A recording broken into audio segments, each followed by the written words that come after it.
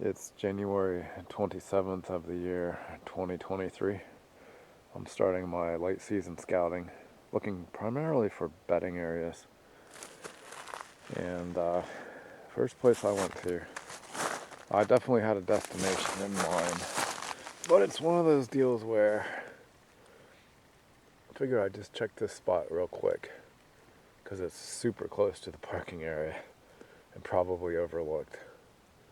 So there's a trail, there's some fresh droppings. When I see droppings that are that size, I do pay attention to it because their gut has to be pretty good size. Their intestines has to be pretty good size to make drops like that. So I do believe it's a sign of a bigger deer. And I'm on a trail here. I'll do a little bit more scouting. I see an old rub straight ahead. I'll probably put a trail camera here and just see what comes through here and when it comes through here. Because these overlooked spots are absolutely dynamite. You know, if you only have an hour or two after work, I don't think you can beat these overlooked spots close to parking areas because most hunters just don't realize how good they can be.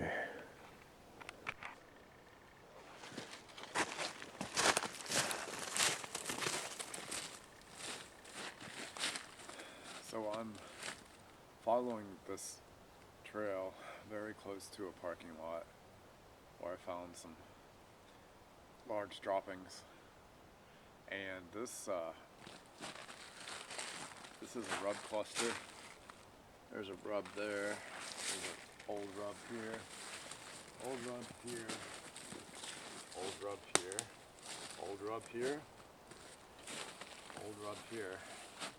This is a fresh rub going this way towards the camera. This is also a fresh rub over here. And then there's a fresh one here.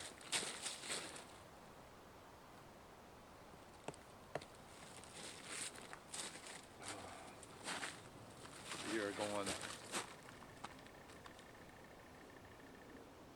through here. Obviously, during the rut, this is a funnel. That's a rut funnel for sure. That being said, I'm still gonna set up one trail camera and monitor this trail and try to figure out the time of day that they're moving through here. See if I can get an old buck who's dropped his antlers on camera.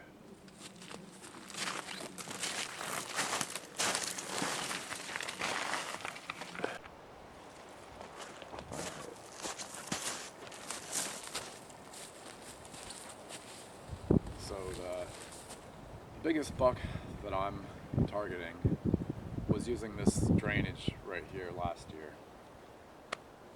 And I got 2 close-up videos of him walking right down the center of this drainage. So these were morning videos, but that was it. So this year I'm gonna try to capture some more videos of this thing if he's still around. And what we have here is a cross. Okay, there's a trail coming through here, and there's one coming through here. It's literally a cross. And I'm gonna try to figure out the timing of the deer movement in this area to determine whether or not it can be hunted effectively. If it's all at night, I'll rule this area out. If it's in the morning or the evening, find out when I can come in here and set up. But what we have behind me here is a fallen over tree. So the next 20-25 yards that direction, it's funneled off. In other words, the deer have to walk around this fallen over tree here. So this is a funnel. It's a pinch point is what this is. So I'll be setting up a trail camera right here on this tree to monitor this area and see what kind of deer come through here and when they come through here. And later on I will pick out an ambush point, but it literally will probably be here, and it'll be in a tree stand because it's too thick to hunt on the ground. And I'll make sure I have some natural shooting lanes for it's going to be a close range shot. So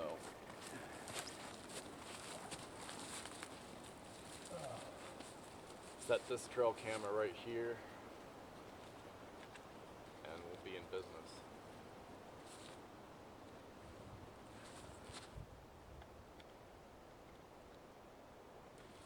Alright, so there you have it. I'll monitor this place probably for the next entire year. We'll see when the deer come through here, and hopefully it'll be a good ambush point, but the data will tell us.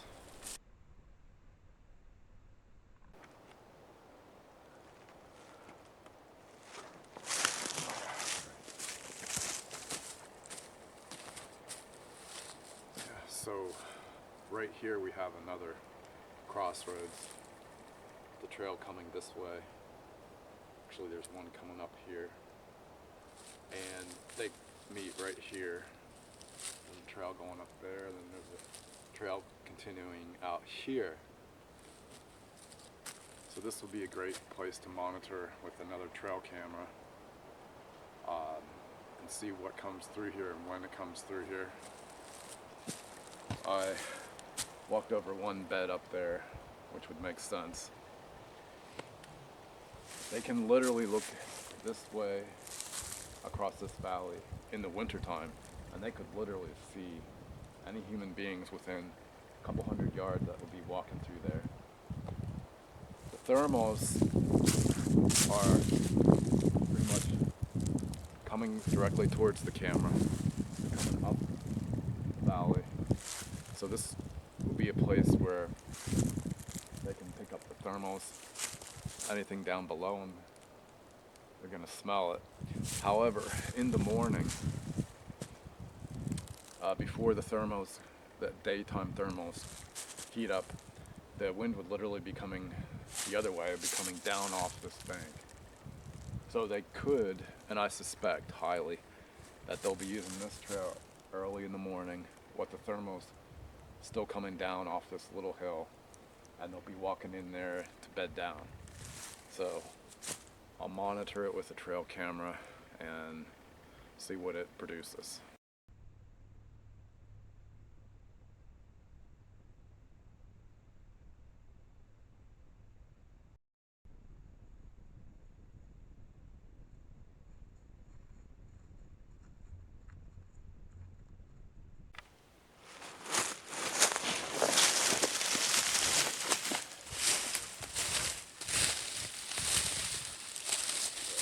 I am standing in a huge bed here, and there are old droppings. I'm standing on some droppings right here and right here. They're old, but at one point this was being used, and there's a second bed right here. But this main bed here is literally about 8 inches down into the ground. That's how much time a buck has been laying here. So the wind is coming from the camera right towards me. It's coming from the north and northwest, basically coming through this way. And he's got his back against this brush. And there's just no way anything can get through there. And he is visually looking down the mountain here. And I'm fairly close to the top inside a massive clear cut. So I'm gonna, to kill this deer, there's really only one strategy, and that is literally set up within 20 yards of this bed and just wait him out. So that'll be my plan. It's gonna be a one-time hunt. I'll just hunt it and then I'll never come back again.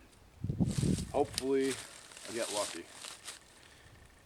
There is some smaller droppings around here too, which means there's probably some doe in the area. That's good. This particular area, the deer is watching downhill, so he can see anything approaching. Nothing can come up from behind him. It's too thick. I mean, it's just way too thick for any large animal to get through there. So they know where the danger comes from, and they're well protected here. So as far as the deer's requirements, obviously that's security. But also, farther down this ridge, the way that they're looking, there's a natural drainage coming off this mountain. So they have water access immediately, so they can live here indefinitely. And there also are white oaks in this area. So when the white oaks are dropping, which would be early season, that would be the time to hunt this spot. Is setting up literally right on the bed, because there's some forbidden thing about setting up directly on a bed. Well, if you're hunting public land, I think it's the best spot to set up, period, because you're not going to hunt this deer more than once. You're going to come in here, get in here early, spend the time, kill them or not, and move on. And if I can find what I believe may be an approach route, it would be a great place to set a trail camera. Nowhere anywhere near here, but a couple 100 yards off, if I can guesstimate where he might be approaching this bed. Because right now he basically has three options: coming in from this side, coming in from this side, and coming up the hill directly here. Which again is why this is the spot. If you're a bow hunter, you're going to set up right here. This is the main buck bed that I'm targeting. And you can see there are some older droppings in here, right there. And there's some more right here. This is going to be a great spot. So he's either sneaking in through this side hill there on this level, or quite possibly from this direction. Either way, I'm going to be set up to ambush this deer at some point in the future, probably early season.